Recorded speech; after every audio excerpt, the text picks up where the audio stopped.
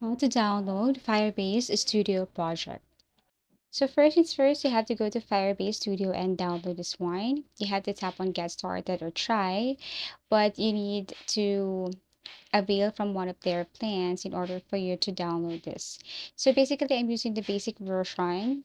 I am using also the Firebase here on my Google web browser, but in case you open that, you will see all your projects, and all you have to do is to click that specific project, right click, and you will see zip and download. Now what you're going to do is you have to zip your file first, like your project inside the Firebase Studio, and then go to your download and unzip the file.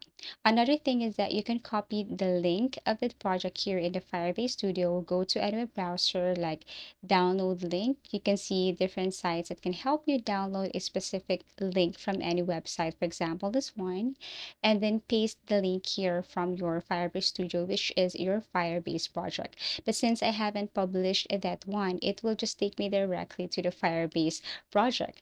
If I have published this, which I need to pay this specific amount, and then if I have that website already, then I can just copy that project and then paste that to a specific website and then download.